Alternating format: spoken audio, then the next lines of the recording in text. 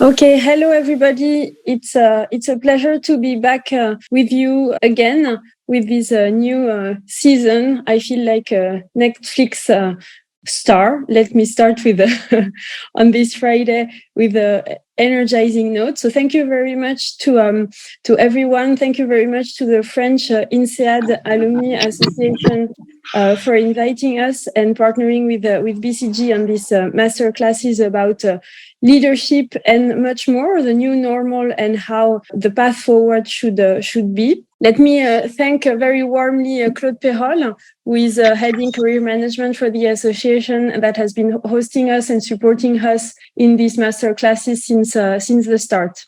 I'm Marie Humblot-Ferrero. I'm managing director and partner at BCG. Since I joined, I've developed two passions, biopharma and people, and I have to say, sustainability. I have supported leaders in developing their strategy and their transformations in the past and today even more.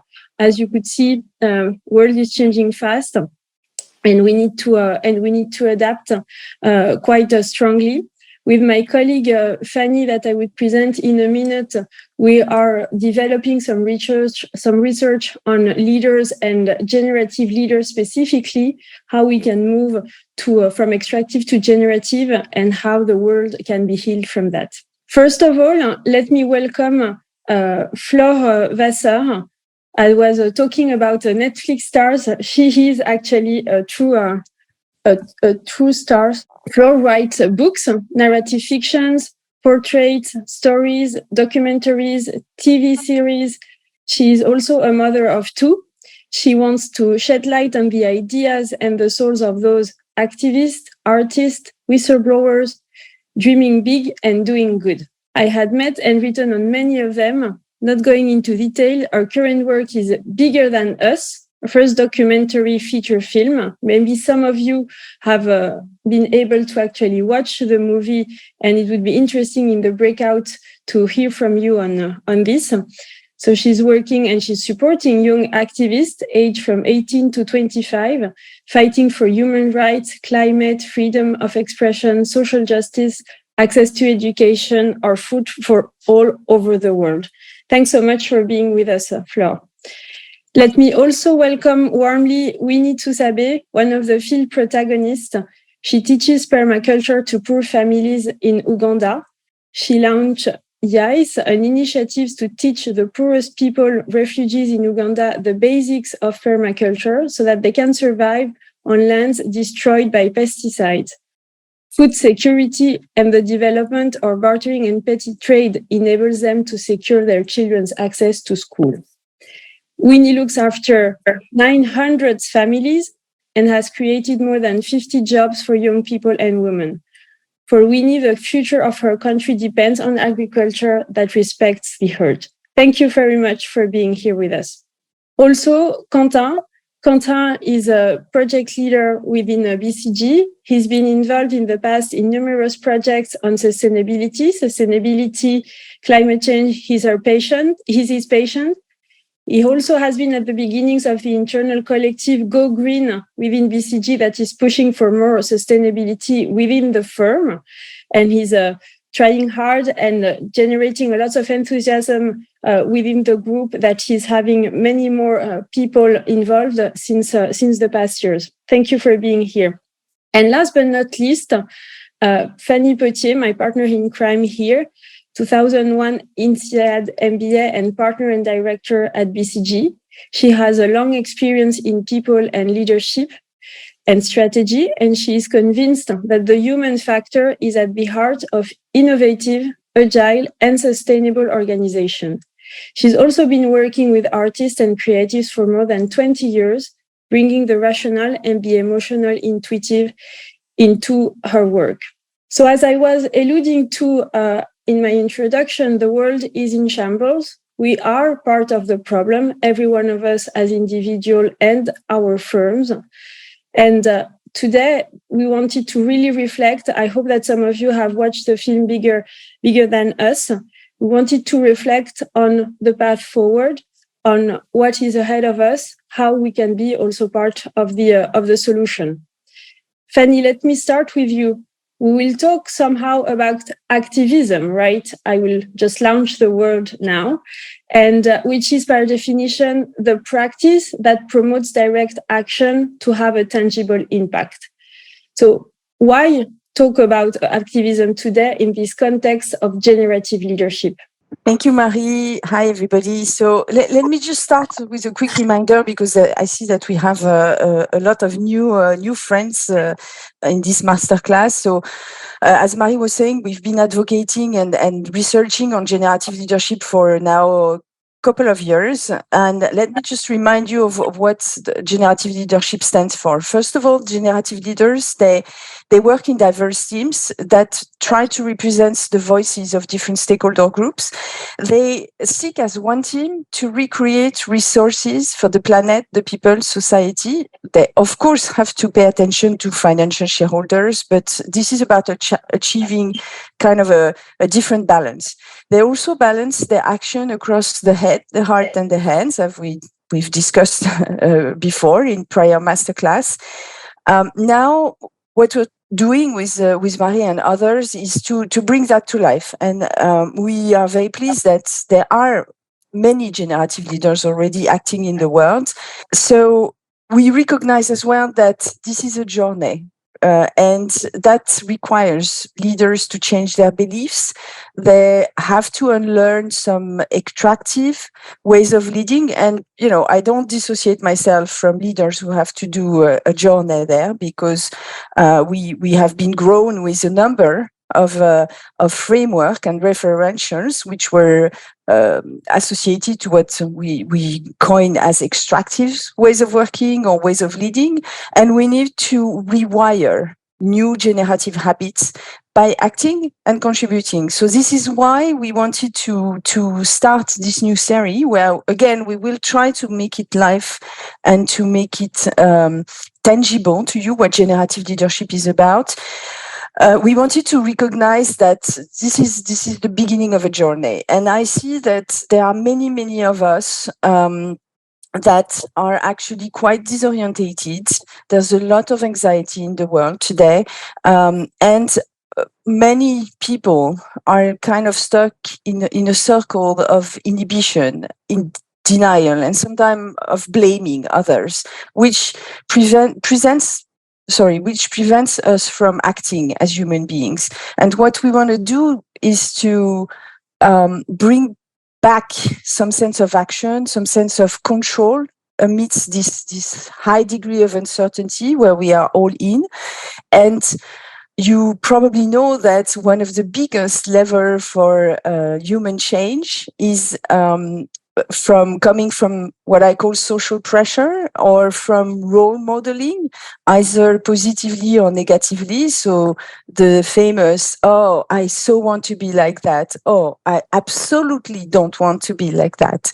And in that spirit, we wanted, and we are very pleased to have this conversation with Flore and Winnie, because Flore, as Marie, you said, has given the platform and has broadcasting the voices of some, let me call them generative leaders rather than young activists, for us to materialize the fact that, again, a lot of people are already are taking action and changing things around them for the greater good, and contributing to something which is, let me say it, bigger than us. So thank you.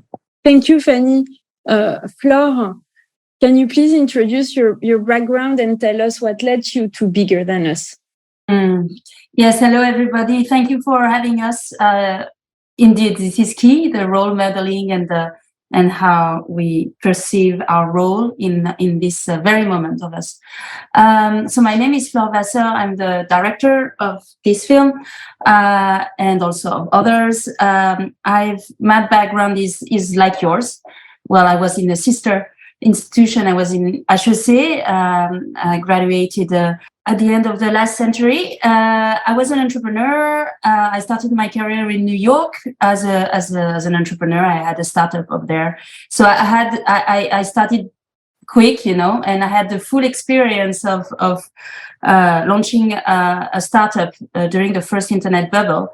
And I was into this mantra, you know, of getting rich quick and having many profit and being efficient and me being the most beautiful and the most powerful, etc., etc., etc. Except I had the luck, I don't know, the opportunity, or I mean, my reality was that I was in New York for September 11, and that totally changed my life. I don't know what exactly happened, except all the belief I had just went out of me. And I felt really, I think I started a big depression, by the way, but I felt I was not at all on the good path. I felt I was contributing to something that was honestly killing us. And that was an intuition. I stopped my career, my business career there. And I start digging. I start questioning everything that I had been taught about what my role was, what my ideals was, what my values were, etc., etc. So I start digging, and out of that questioning, I made a couple of books, 4 of them actually, fiction books, and that led me to, you know, pull a thread on you know, understanding what was happening to us in terms of system. I did a lot of macroeconomics at HEC, so I was really into, you know, the flows and where is the money going. In that path, I had the satisfaction of understanding better what was happening to us, but that would not bring me any kind of joy nor hope, because all I thought was a dead end. All I saw was a dead end. And so for me to keep balance and to have some mental balance, I start balancing myself, writing stories and looking for people who were not only doubting and questioning like me, but also proposing something else, building stuff. So I started in back, I think in 2008, and I did, I don't know how many portraits of activists and whistleblowers. That led me quite far, as I was one of the few who Edward Snowden in Moscow welcomed, and we did a film called Meeting Snowden. And with this film, I really thought I had it, you know, this tool for me to convince everybody that we need to change our role model, that we need to change our behaviors, etc. So I did this film and went on many screenings with adults. And the adults were telling me, yes, you're right, he's super great, he's spectacular, he's spectral, he got it, he gets it. But, you know, I'm not going to change because I'm not like him. So back in 2017, I realized that all my work, who really is about having people move and feel panicked, as I did, and as I have been since September 11, was not going anywhere. And at the very same time, my own son, I was 7 years old at the time, asked me, Mama, what does it mean when people are saying that the planet is going to die? And what do you do? And what can I do? And in the process of this discussion, I realized that I had no clue. All the explanation that I had to give to my son were rational explanation that I already had heard myself as I was a kid. And more than that, nothing was there to lift him. Any information that would add in the conversation would make him even more anxious. There was nothing for him to grasp. There was no role models. Exactly this. So at the end of this conversation, I promised my kid I would do a film for him to explain what was happening and also to try to lift him. And he went back to school. I jumped on my computer and typed activist, young, pollution, and Melati Wisden, the lady here, well, the main character of the film. Not yet Winnie, because that has been a whole process to meet Winnie. But I came across Melati and followed that story, did a first film on her, fell in love with her, not necessarily because of what she does, but about what she thinks and her own relationship to the world. And in the midst of the conversation, it was back in 2017, I realized that she was very feeling alone. an activist, one of the problem, and business leader, when they want to move and change and, disrupt, well, they are all alone. And that is the trick. And that is the problem, because most of us and most of them stops because they feel too alone. So I made this promise to Melati, who was explaining me that at 16 years old, it was already a second burnout because we were too slow and she was too alone. I promised Melati that I will introduce her to people like her on other topics of change for her to stop feeling alone. This is the only thing that we can do. And this is the reason why we launched the film. Sorry, that was been my longest answer, and now I should. Thank you very much, Flore, for this your story, and also this ending that, if you allow me, I will just reinforce of the fact that feeling alone, and it feels sometimes that we just need to share to avoid feeling alone. But this is a true topic on how leaders in general feel alone in making their decisions, in continuing their path, in fighting for what they want to do. And just sharing it, I think, is already a relief, just to acknowledge that and to be able to go to others and acknowledge that also on our own. So thank you for that. Winnie, it's such an honor to have you with us today. Can you also tell us about yourself and share what is YICE and how did you create that and why did you create that? Thank you very much. My story started when I was still young, because of the circumstances, because of the choice I didn't make, but because I was born in a poor family, and what was affecting us so much was more on farming, because we had to invest a lot and the returns were not good, were not pleasing at all. And it was no choice. Some seasons we could save all, we could invest all the savings we had at home, because I grew up with a single mother and she was hustling a lot. And there was a season when I was in my secondary, and yes, everything was shattered because of the drought, and we had to miss school because we had no money to support us. We had invested in the garden, and because of the human activities that we have much more supported to damage this beautiful planet, we had a loss and our lives went into a mess. I grew up when my mother was like, Winnie, you're too lazy. If you don't go to school, if you don't attain education, you will suffer the more. This is just the beginning. And then whichever thing that could come across me and was like a hindrance to me to attaining education, it was the most thing that could make me worry the more. But then that wasn't all that I hope that I will get it. But one day I missed school, and then at school I had no one to support me. I had no voice to reach. That as Flo said, I was alone, and I was almost witnessing. I was thinking that I'm the only one who is witnessing and undergoing through this life. Then it was not until I tried as much as possible to find school fees. I went to the university because I had promised myself that when I happen to get a chance, I will help my fellow young generations not to undergo the pain I went through. I did adult and community education that is bringing me back to the community to feel the same way they are feeling. In the whole journey after university, I had an opportunity of working with an organization that was lending these smallholder farmers money to invest in their farming. One day I was in between a hard rock and a hard place on the rock because I was witnessing what was on ground. The drought came, all the money they had invested was like, it was a loss because they couldn't harvest because of the drought.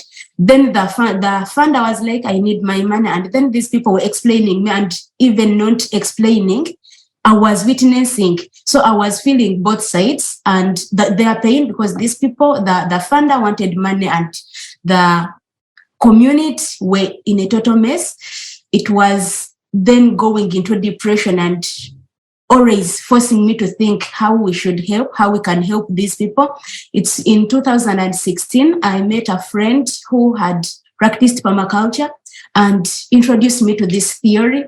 in theories I couldn't understand because I was so much comfortable with using these chemicals. Then we welcomed him to our country, and he came, trained us for 2 weeks, and was like, we should rebuild the soil, we should regenerate, we should love the soil. And because the love we share to this soil is the love that it will give to us by producing good, by giving us good results. It was a hope. We started with a small group of 5 households. We started rebuilding these soils. He gave us all the trainings and the skills he had. It was doing wonders on our side. People started having hope and seeing that they're investing less, but yielding. And sometimes we could not invest in, you're like playing with the grass, you're like having the organic pesticides from the gardens, and you're making it. We were trained on how to make organic fertilizers by ourselves, and nutrition. We had to get nutritious food, and yes, we were not damaging. Then we had ideas of planting trees. It was like giving hope to the community, and then we extended it to the refugee settlement. By then, they were internally displaced, and it was wonders. These people had lost hope. They were given, yes, in Uganda, they give land to the refugees, but they were given depleted soils, completely bare. Sometimes I'm like, it's like we humans moving on streets and we are naked. It's what these soils are feeling. So I'm now relating the pain I can get if I'm moving on the streets naked, and it's the same pain this soil is getting when we leave it bare. It's feeling lonely because the company it needs is to be covered, and then we practice covering of mulching.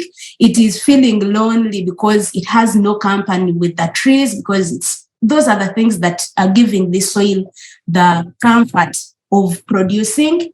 And so then that's how we started. We trained these people. It was a good experience, and they loved it.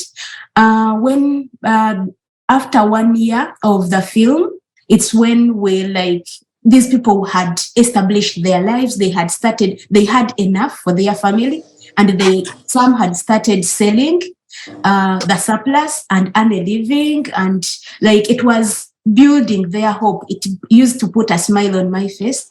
Not until the predictions I made in the film that we are going to be replaced by sugar and farms came to happen just in a blink of an eye.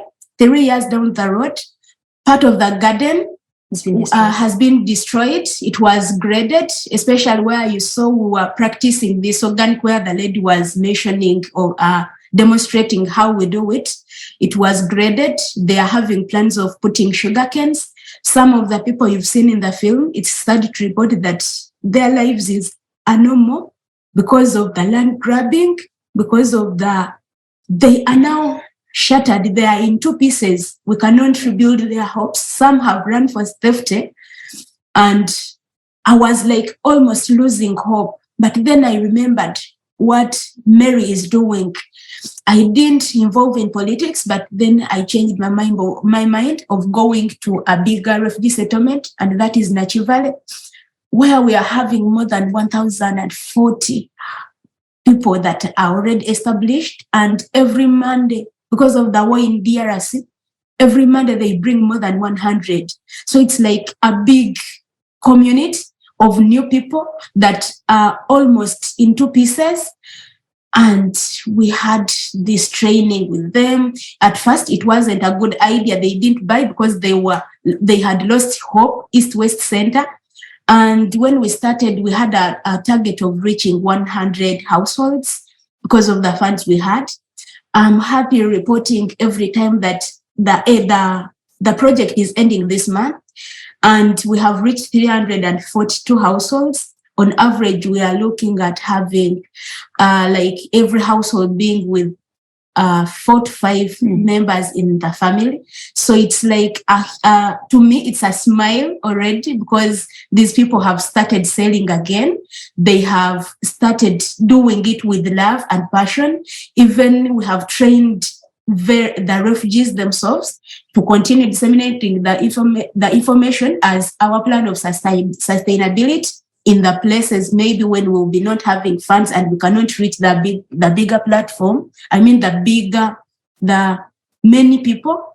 We have trained them on how to have nutritious food, on how to regenerate the soils, on how to sell and saving, to have a life of maybe at least by not saving for starting a big business, but at least buying necessities at home, because of the World Food Program, they have cut the number of should I call it, amount of food given to every individual.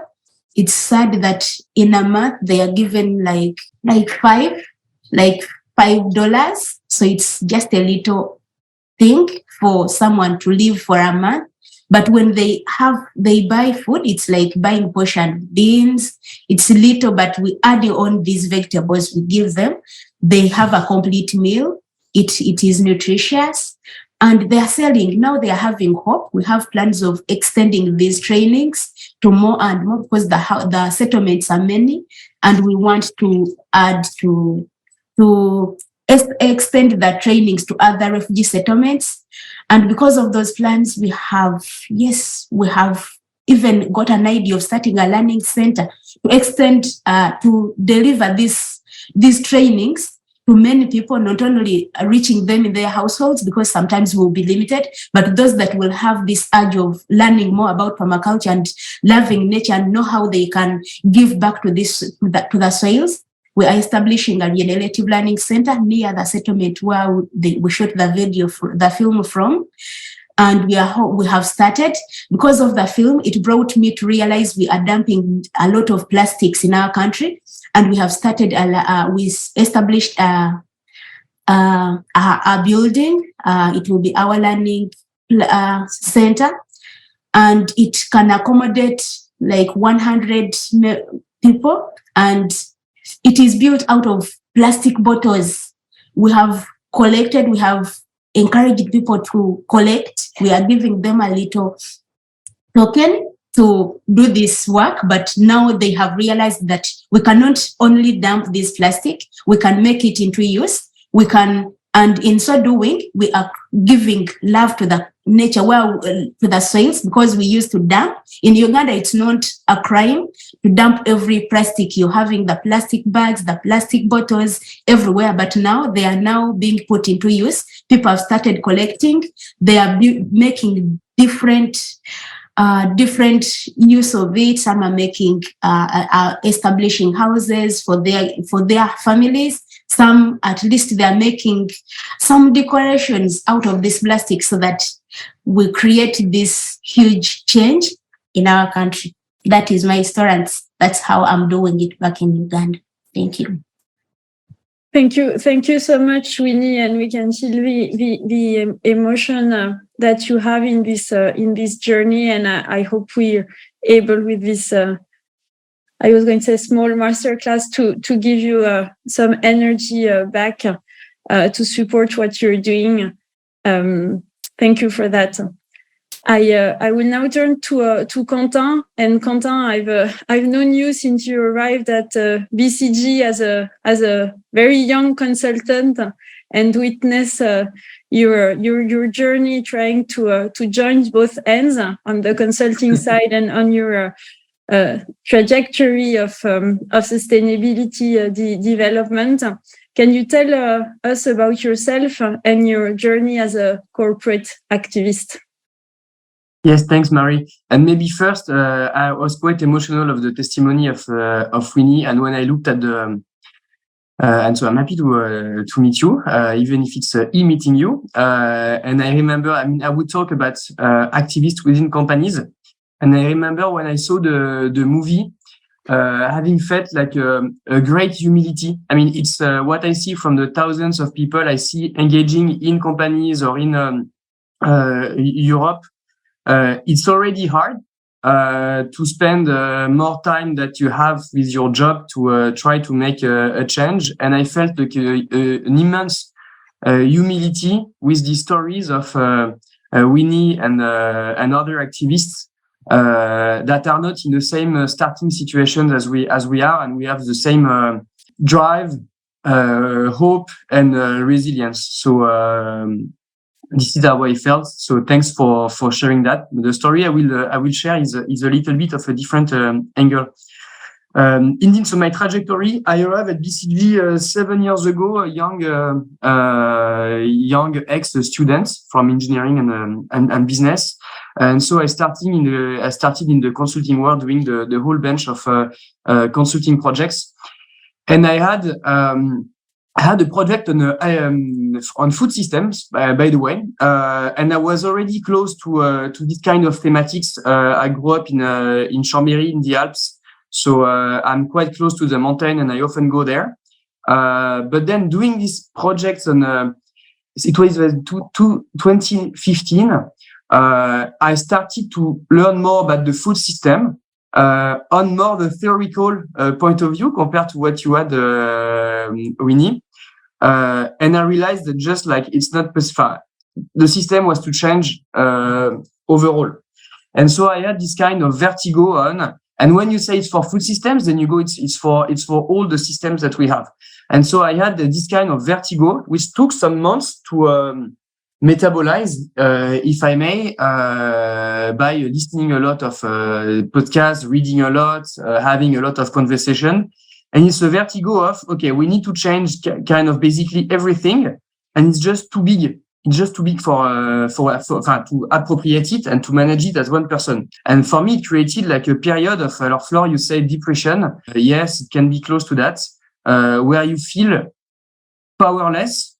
And I was really frustrated also by all of the discussions, because I just wanted to talk about it with all of the people I could, in the family circle, at work, in dinners, etc. And I was very frustrated about the discussions, because we discuss a lot, and often there are common ways that discussions end up on these topics, like it's the fault of I don't know, the States or the others, the Chinese.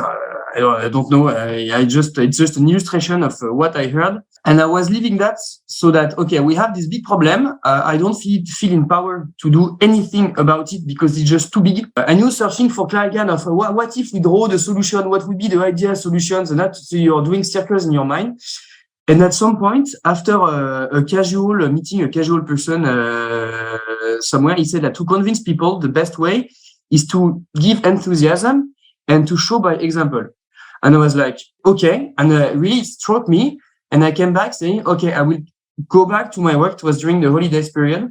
I'll go back in September to Paris, and we'll try to do something. And I told myself, I will try to do something, even if it's too small, for what I think would be good, but I tried still to do something. And I was in BCG, so basically I was spending quite some time at the office.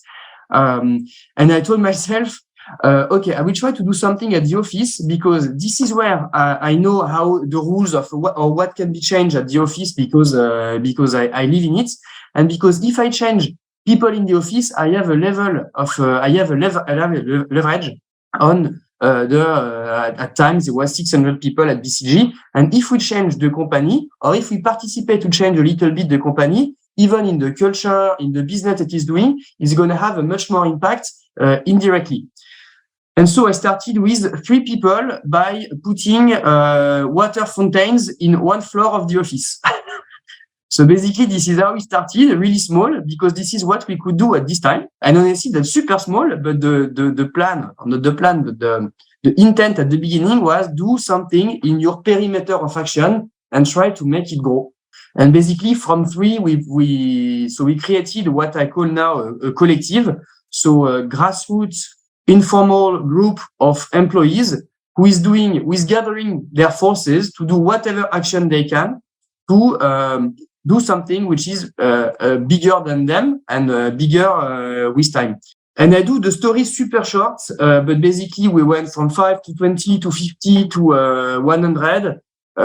We went from changing, reducing plastic at the office to sending newsletter to sending newsletters, to doing some educations, to organizing a weekly program of 15 conferences to the whole staff, signing an open letter to the whole BCG staff, which was signed by 2,000 BCGers on what we project to be BCG in 5 years on the day of climate strike. So we initiated more than 50 actions in 3 years, and it gathered a community of people from diverse backgrounds. Honestly, when you want to act, you feel alone, and at the day you decide to do something, you realize that you're not alone. And at first, that there are people who are doing great things. There are people who are waiting for something to happen to make great things. And this is a magic feeling, honestly, to be to have this enthusiasm and this community feeling of action. And 2 years ago, so this is the story of BCG, and it's already like being at the edge of what is feasible on top of your normal job. So there is also a question of balancing your personal commitment with what you can do, which I can tell you from the experiences of hundreds of people that is a balance to have as well. And 2 years ago, I met with some other people who were having similar experiences in different companies, creating collectives which were small, big, in small companies, in big companies, in consulting firms, in industrial firms. And with this group of 20 people, we decided, okay, we have these common experiences of something that we feel is quite unique. It's not unions, it's not CSR, so it's not corporate responsibility. So it's something new that has emerged in company. Let's try to do something new with what we have with what we have had as experiences. And so we created a network that we called Les Collectifs, so collectives, in 2021 through a manifesto in Les Echos, where we say a new form of activism has emerged in companies. It aims to transform companies from within. And if leaders and companies rely on the people who already have this desire to act, which always is often is an expertise also, because they're gonna read, they have already made their journey on trying to break barriers on what is feasible or not. So if companies activate these people from the inside, they can really accelerate their transition journey and have a greater impact. And again, long story short, I mean, we had like a great support and feedback when we launched the network from people who said, okay, I have dreamed about that for months or for years. You say it's possible to engage with company. I didn't think it was that possible. So it kind of addressed the whole in terms of what can be corporate activism. Now there are people from 200 companies who are having collectives, growing collectives, starting a collectives, or working to have the right people and the right tool to create collectives. It's half of the CAC 40, it's companies across the world. So yeah, Marie, you tell me, I need to conclude. That's true. I talk too much. But basically this is what has been driving me, and why this is the experience I'm based on to talk about activism in company. Thank you. Thank you, Quentin. I can see there's a lot of energy, and I wanted to come back to Flore, because you've spent so much time with some of the people that are actually displayed in the movie. But also, the corporate world. And when preparing for this masterclass, we discussed both sides, right? And I wanted to relate to a question that is in the chat, whether activists actually can destroy the work of some entrepreneurs and leaders. And I know you have a view on how both can complement. So I wanted to have your view on what could you share with us from the learnings that you have, and most importantly, what are the next steps and how can we work together? Well, I'm surprised by the very question that the activists will destroy even anything. I have a really hard problem. I'm sorry, I'm quite annoyed reading this. Or maybe we do not talk about the same kind of people. Now, where I can join you is that maybe you have this idea that activists are the ones that are denouncing, and maybe you are overflown with images of young people trying to block routes or the Tour de France, etc., and you perceive this as a violence against the system, or a very gesture of destruction.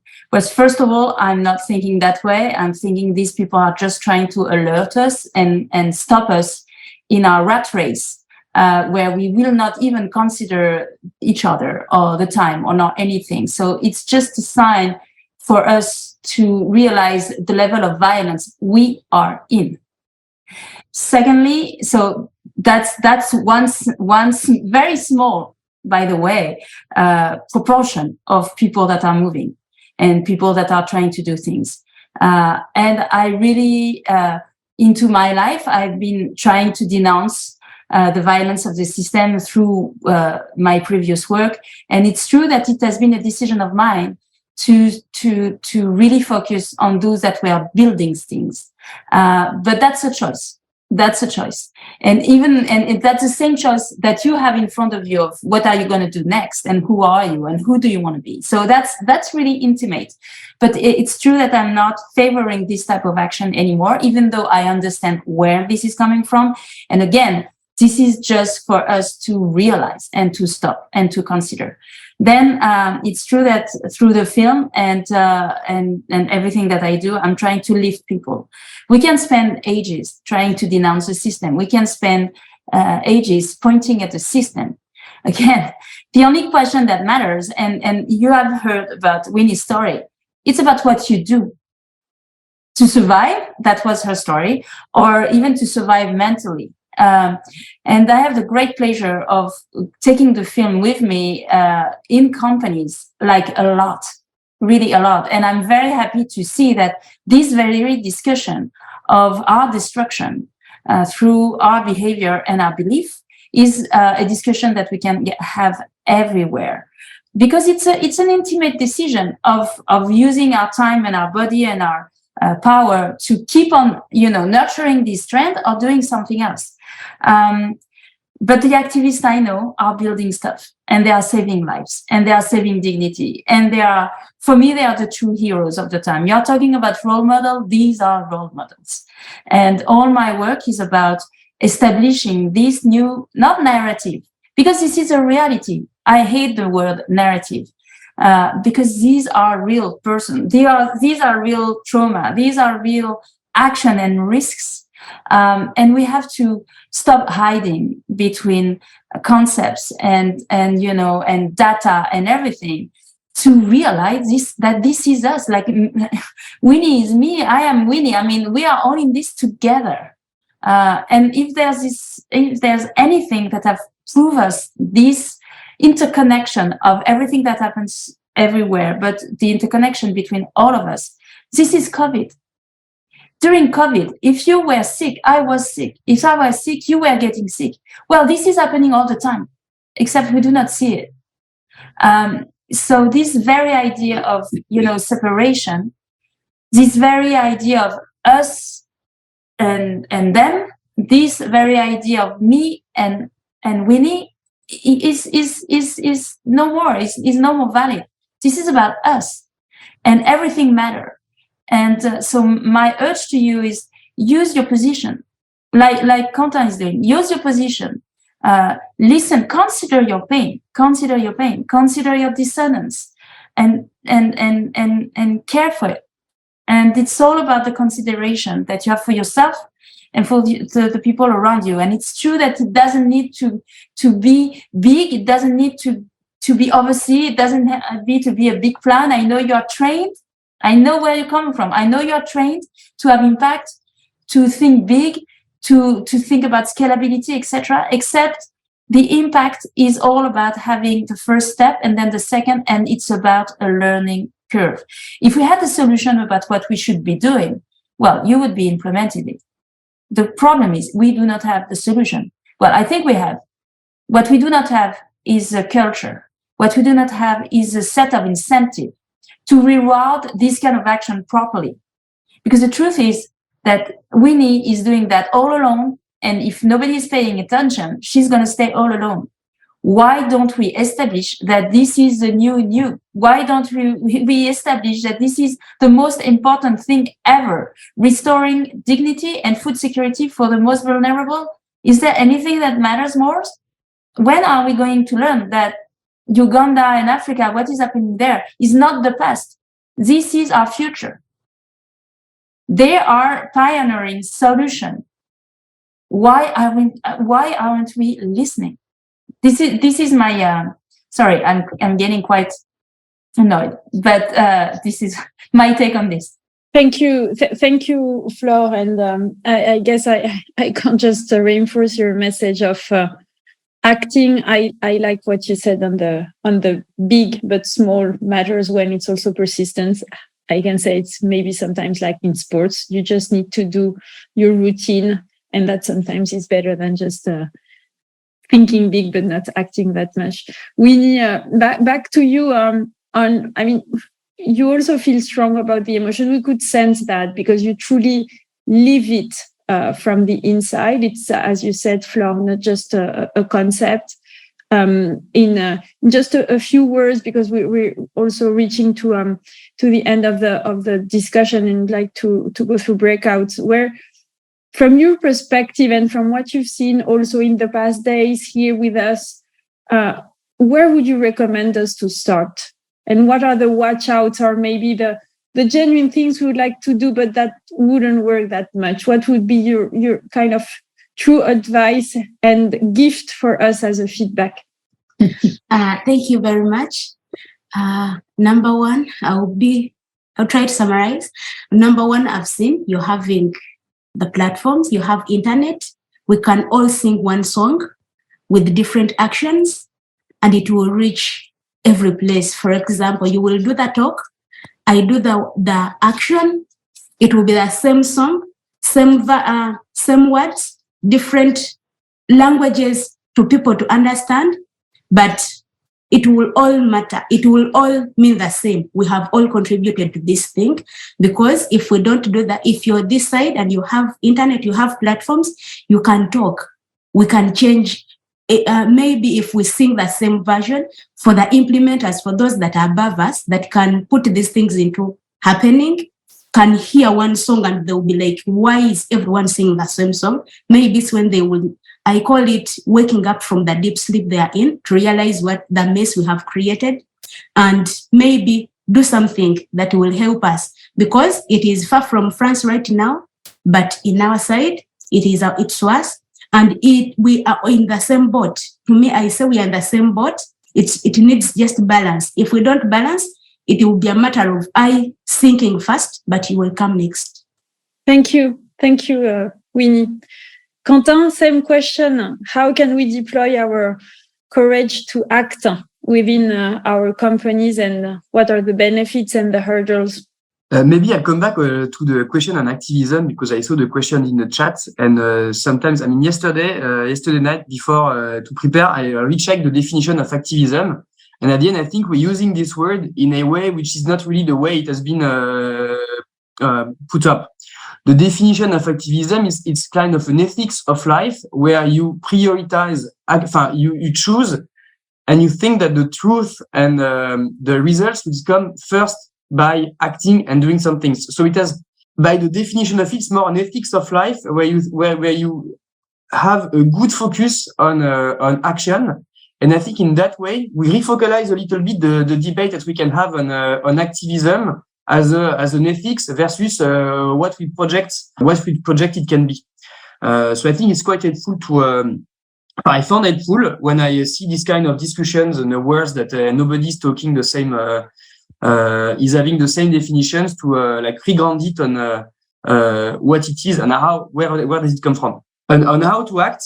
Acting, for me, stepping from no action to action has changed my life, because the way you decide to get engaged, even if it's small, then you uncover a totally new territory. And so I recommend for people, basically my recommendation is find something that you can do in 10% or 5% of your time, or I don't know, but find something that you think that you have in mind. It's quite a long time, and I've been repeating this message at the end of interventions. Find something that basically maybe you have in your head or in your mind, that contacting this person or launching these little actions, or I don't know, and just do it like today or tomorrow, and start the path. don't make it too big, like it's gonna take 100% of your time, but like really do something. And my return of experience is that when you do that, all the circle of inhibition and yes, but if I do something, it's gonna be smaller than what I imagine it should be theoretically. Then this is what is preventing from acting. So you need to break that. And as soon as you break that, first you connect with some people. And honestly, the people I've met along the way, it's maybe the best gift that you can have.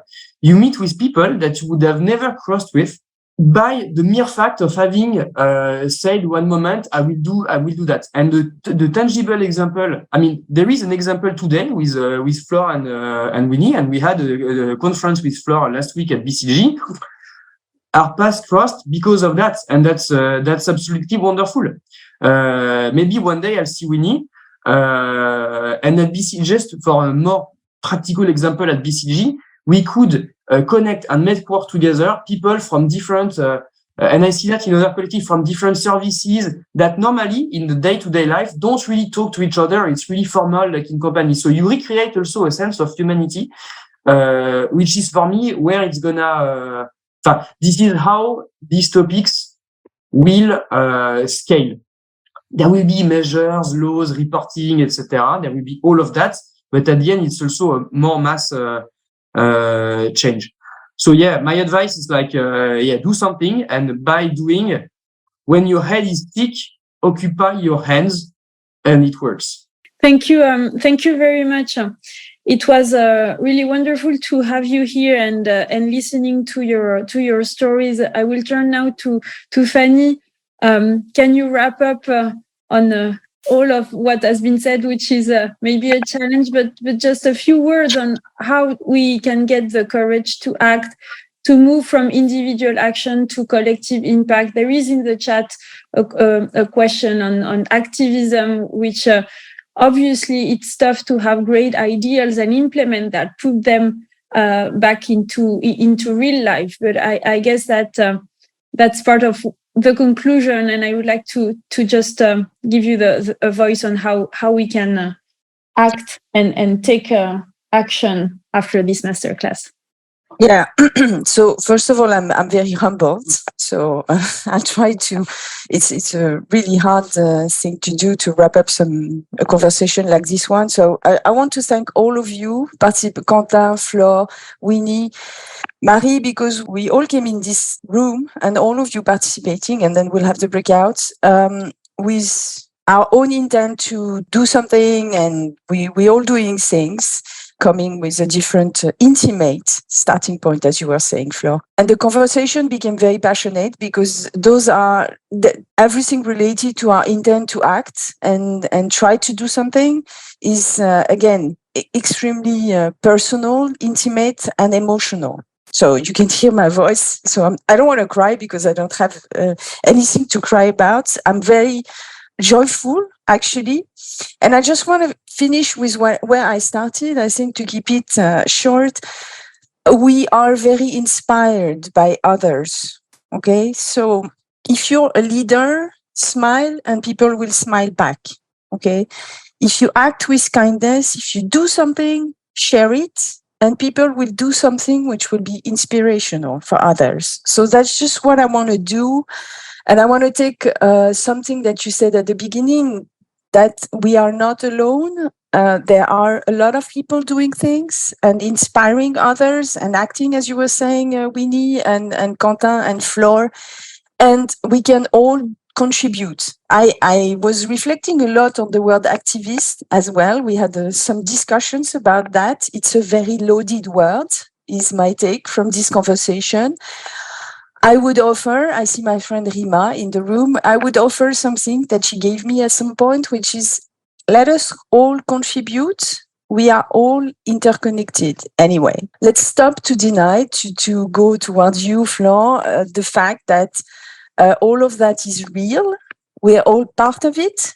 And we may come in this flow from a different starting point again, but we're all in this together, and it's for us to find the solution all together. And I would really steer away from getting polarized by the use of loaded words, and let's just do stuff, right? And so I'll stop there. Thank you very much. Thank you, Fanny. And if you allow me a comment, I'm the facilitator, but I can't prevent myself. Just because we're very, you're leaders in your organization, and you're part of a system, and coming also from a firm where we do a lot of strategy. I just wanted to say that reflecting back on the leaders that are feeling alone, for me, the best exemplification of that is actually Le vieil homme et la mer. Sorry, I can't find my words in English, but it's this old fisherman that is trying to actually fish this fish and for days, and is on its own. And I feel sometimes as leaders, we may feel like that. But when you do some strategy, you know that you have to create a vision. You also know that you have to embark a lot of people with you to actually deliver on that vision and create scale effects. You know that at BCG, we love the scale curve and the scale effects and the knowledge curve and all of that. So all of these concepts can also be applicable to that. And we won't change the world alone. We will change the world together, but coming from alone to together, it's acting, every one of us, to reach that scale effect. And I will just urge you to think that this is possible, because sometimes we also negotiate with ourselves. We are all in companies, and we need to face the reality, right? There is the quarter, the financial quarter that is coming, and the pressure from that. So we need to struggle. We need to balance all of that. And the path forward is not a direct one. It has some hiccups here and there. But if we have a vision and a North Star, I would just encourage you to, when you feel distressed or anxious, just to somehow step back and reflect on that. Again, not saying it's easy. It's not an easy road. It's not an easy path. A lot of things, as Flore and Winnie were saying, needs to be built. All the solutions do not exist. So this is probably the most important transformation we have ahead of us in centuries of industrial revolution. But if we start thinking it's impossible, this is the end of it. So please continue thinking this is possible all together. And I hope you get energized from the discussion here. We're now going to move into breakouts so that you can also share some of your experiences, maybe the difficulties that you face in implementing some of your action, learn from each other, get encouraged and energized. And now it's your time.